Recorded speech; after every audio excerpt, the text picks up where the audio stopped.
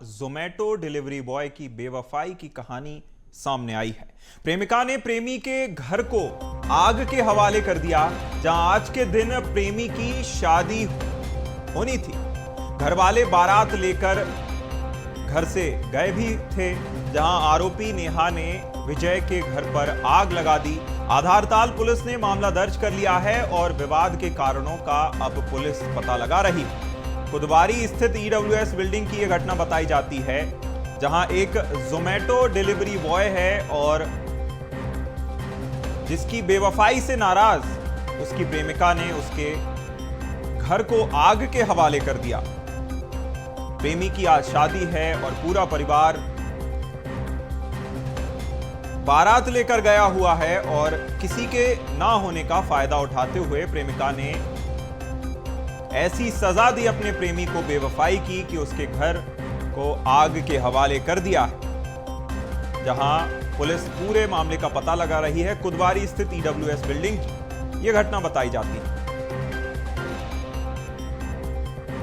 जबलपुर से Zomato delivery boy के बेवफाई की एक कहानी निकल करके सामने आई है, जहां ईडब्ल्यूएस बिल्डिंग की घटना बताई जा रही है, जहां प्रेमिका ने ही अपने प्रेमी के घर को आग के हवाले कर दिया। बताया जाता है कि प्रेमिका से शादी ना करते हुए प्रेमी किसी और लड़की से शादी कर रहा है और आज उसकी शादी है। पूरा परिवार गया हुआ है बारात लेकर। इसका फायदा उठाते हुए प्रेमिका ने प्रेमी के घर को आग के हवाले कर दिया।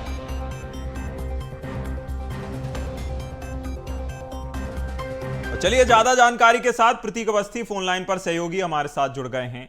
प्रतीक, प्रेमिका ने प्रेमी के घर को आग के हवाले कर दिया, बेवफाई की सजा उसे दी है, आखिर ये पूरा मामला क्या है?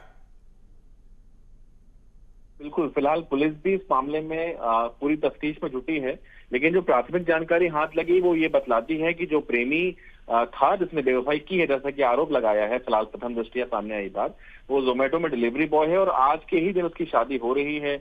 और जैसे ही प्रेमिका को इस बात की जानकारी लगी तो कल देर रात प्रेमिका उसके घर गई, जो कि कुदवारी में मौजूद एक ईडब्ल्यूएस फ्लैट है। वहां पे शादी का सामान भी बिखरा हुआ दिख रहा है और उसे पूरे सामग्री को आग के हवाले लगा दिया।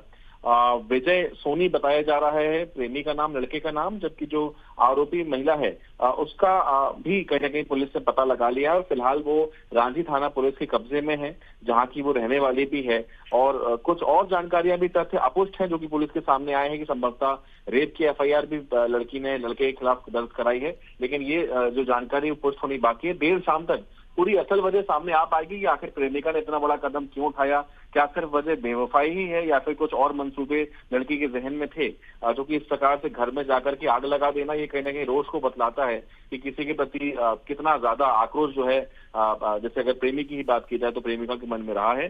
जो भी वो पूरे मामले को लेकर के आरोपी जो नेहा है उससे पूछताछ यहाँ पर पुलिस कर रही है। और चूंकि विजय की आज शादी है तो संभवतः जैसे ही शादी समारोह से वापस सभी परिजन लौटेंगे तो पुलिस उनके भी कथन और बयान जो है वो लेगी।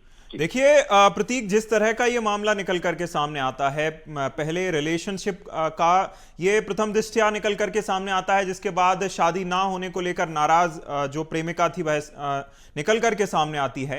लेकिन इसमें सबसे बड़ी बात यह है कि आखिर प्रेमी जो कि युवक है, उसके घर में क्या किसी को पता नहीं था? क्या उस घर में कोई मौजूद नहीं था जब घर को आग के हवाले कर दिया गया? काफी सारे बिंदु हैं जांच के लिए। मैंने वही कहा कि कई चीजें जो है अभी सामने आनी बाकी, चूंकि सूचना मिलने पर देर रात पुलिस पहुंची और आज कहीं ना कहीं स्थितियां कुछ स्पष्ट हो पाई कि आग आखिर किसने लगाई, किस वजह से लगाई। तो प्रथम दृष्टया कुछ जानकारियां बेशक पुलिस के पास लगी हैं, हाथ लगी हैं, लेकिन असल वजह क्या थी ये लड़कों वालों के लौटने के बाद ही पता चलेगा। ये बात भी रहती कि शादी के घर को अकेला नहीं छोड़ा जाता है, तो आखिर वो कौन व्यक्ति मौजूद था, संभवतः कोई रिश्तेदार जो कि बुजुर्ग हैं वो घर पर मौजूद थे जिनके सामने ये पूरा घटनाक्रम हुआ, ये जानकारी भी हाथ लगी है। तो उनके भी कथन यहाँ पुलिस जो है दर्ज कर रही है, क्योंकि लड़की अचानक उस घर में पहुंची और सीधे आग लगा दी। ये भी जानकारी हाथ लगी कि डिलीवरी के दौरान ही महिला और जो युवक है उनकी दोस्ती हुई थी। ये तमाम जो तथ्य हैं उस पर बारीकी से पुलिस जांच करेगी और उसके बाद ही स्पष्ट हो पाएगा कि आखिर वजह क्या रही है और असल क्या बेवफाई ही बात रही है, और इस तरीके से कानून को हाथ में लेने वाली प्रेमिका, उस पर भी कहीं ना कहीं एक्शन पुलिस लेगी। बिल्कुल, कहीं ना कहीं क्या प्रतीक ये भी जानना चाहेंगे कि क्या जो आरोपी है, जो महिला बताई जाती है जिसने आग के हवाले घर को किया, क्या उसकी पहचान अब तक उजागर हुई है? पुलिस को पता चला है कि आखिर वह महिला कौन है? क्या गिरफ्तारी को लेकर कोई आगे क्या कदम रहने वाला है? जी देखिए, बिल्कुल जैसा कि मैंने आपको बताया, रांझी पुलिस के कब्जे में फिलहाल पीड़िता है और पीड़िता ने युवक के खिलाफ भी एक मुकदमा दर्ज कराने जब वो रांझी थाने पहुंची थी तो असल वजह पूरी सामने आई और आधारताल पुलिस को भी इस बारे में सूचना मिली। आधारताल पुलिस जहां प्रेमी रहता है, जहां घर मौजूद है, वहां पर मुकदमा दर्ज किया गया है और जो आरोपित महिला है इस मामले में वो रांझी थाने पुलिस के कब्जे में है। तो पूर्ण रूप से अगर दवार के दोनों थानों में संयुक्त रूप से जांच के बाद ही कार्रवाई सुनिश्चित की जाएगी। बिल्कुल, कहीं ना कहीं जांच के बाद ही मामले का खुलासा हो सकेगा। तमाम जानकारी के लिए बहुत शुक्रिया प्रतीक। और आपने देखा कि किस तरह से जो जबलपुर में एक प्रेमिका ने अपने ही प्रेमी के घर को आग के हवाले कर दिया। बताया जाता है कि प्रेमी की आज शादी है और जब प्रेमी के शादी का पता चला प्रेमिका को तो वह उसके घर पहुंचती है और घर में किसी के ना होने का फायदा उठाते हुए उसके पूरे घर को आग के हवाले कर देती है।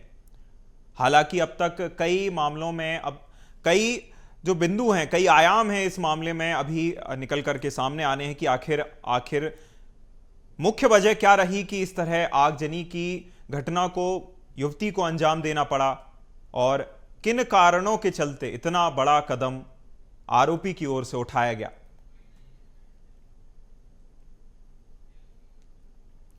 डाले के माध्यम से सूचना प्राप्त हुई थी कि घर में आग लग गई है। मौके पे जाया गया तो पता चला कि एक जो बाधा कॉलोनी है वहाँ पर एक युवती है, उसने घर में के अंदर घुस के आग लगा दी थी। आग लगाने के कारणों का पता लगाया गया तो उसमें पाया गया कि आज जिसके घर में आग लगी है उनके लड़के से उसकी दोस्ती थी और उस लड़की की आज ही शादी हो रही थी। इस बात से नाराज़ होकर उसने उसके घर में घुसकर आग लगा दी है, जिसमें नुकसान हुआ है। किसी प्रकार की जनहानि नहीं हुई है।